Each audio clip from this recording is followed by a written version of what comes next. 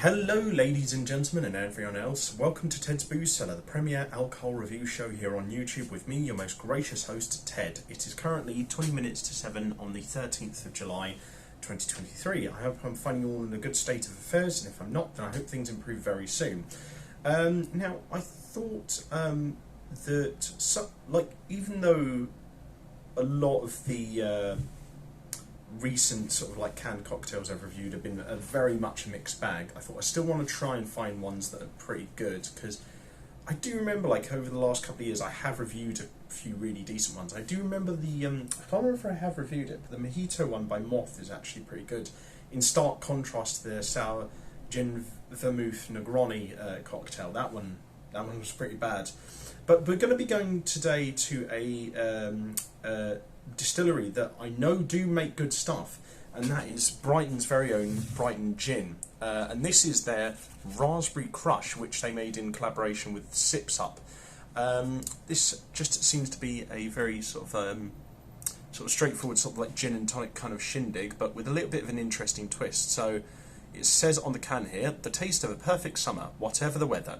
Our Raspberry Crush pairs Brighton Gin with lip-smacking English raspberries and Sicilian lemons, refreshingly ready to drink, ideally served over ice with a sprig of lavender. Now, I got this for £3.50 from the 7 Cellar store in Brighton train station, and it says here on their website, Brighton Spirits Company began to make Brighton Gin in 2013 using 100% organic and vegan pure wheat spirit, which is pre-distilled with juniper, fresh lime and orange peel, and locally grown coriander. Amazingly, this is the very first commercially grown coriander for more than 200 years in the UK. South Downs milk thistle is also on the ingredients list, a wonderful indigenous flower known to help liver function.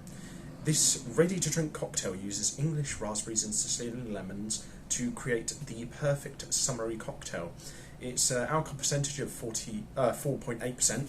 Almost said 48%. That would sort of probably wreck your liver rather than help it. But yeah, it says it's a gin and raspberry crush cocktail, and it's vegan friendly, so that should be quite interesting to delve into. But yeah, I quite like lemon, I quite like raspberry. They're two quite tart flavours, but they contrast quite well together, and I think with the bitterness of the gin that could work. I will say, while I like the colours on this can, the label isn't really the best quality, and the design actually is kind of a mess. So I'll give it a 5.5. This is it's really hard to tell out what's the actual name of the drink.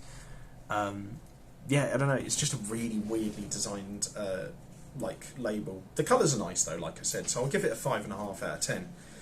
As for the price, I think it could have been at least £1 cheaper, but we'll see how reflective that is in the actual quality of the drink. So let's have a quick snifter.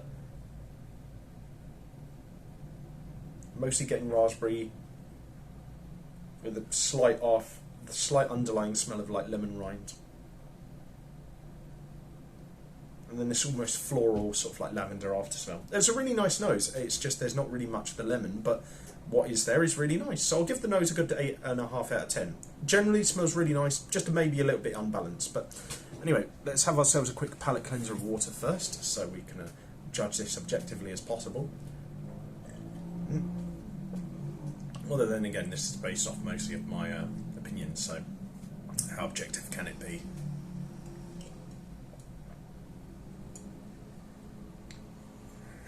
And then on to the most important part of the video, which is to see what this sucker tastes like. So to everyone at home, bottoms up.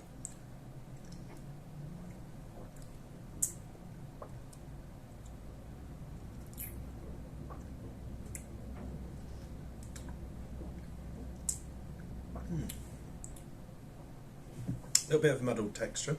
It's not the easiest to sort of like take down kind of a pre-mixed gin cocktail I've ever had. But the texture isn't too bad though. Again, kind of with the nose, the main problem is the fact that while it tastes nice, it's really imbalanced. Like,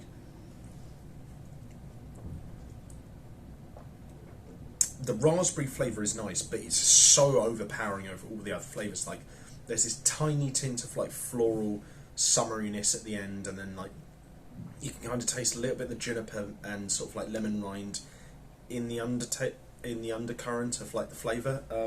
But again, it's just really overpowered by a admittedly really nice balance of like tart and sweet raspberry. So yeah, it's a tricky one. It's the flavour that's here is nice, but it's super unbalanced. So I can't really say it's an amazing drink, because the flavour that is there is nice, but there's just a bit too much of it, if that makes sense. But I mean, it's still nice to drink. I just think that, yeah, like I said, it's imbalanced, and it could also do with being at least £1 or £1.50 cheaper. So I'll say 6.5 out of 10 is good, but I just feel there is definitely a bit of room for improvement. That being said, compared to some of the other premixed cocktail cans I've had on this show in the past, this is damn hell a lot better. So I can't really complain too much. And to be fair, I mean, like I've said on the show a number of times, the performance of like premixed cocktail cans on this show in the past has been so inconsistent and so varying in quality that, you know, I've had some that have been high as like 9, I think, from what I remember, and then the first two 0 out of 10s were both premixed cocktail cans. So quite frankly, a 6.5 out of 10 isn't too bad, really. But yeah, I just feel that there's a lot of room for improvement. But I do really like the idea, and I like their way of serving it as well on ice with like maybe a sprig of dried lavender. That does sound really good, and that probably could bump it up to like a 7 or so. But either way, give it a shot if you like, but generally speaking, I'd say you could knock the price down by £1, balance out the flavour with a little bit more lemon and juniper, and then it'd probably be bumped up to maybe an 8 or an 8.5. But I think as it is, a 6.5 isn't too bad. It's just, it could have been better, I feel. But to be fair, I think Brighton Gin's main sort of like point of quality is, well, their original gin, so give that a shot, because it is really good with slimline tonic, a little bit blackcurrant cordial and some lemon juice. Really, really nice stuff. But anyway, if you guys liked this video, leave a like, share and subscribe. If you have any suggestions for future episodes of Ted's Booze Cellar, let me know in the comment section down below. And if you want to check out any of my online social medias, I'll leave those in the video description down below. But until next time, have fun, stay safe with whatever you're doing, don't do anything I wouldn't do, drink responsibly, know your limits, and I'll see you guys at the bar next time on Ted's Booze Cellar. Bye for now.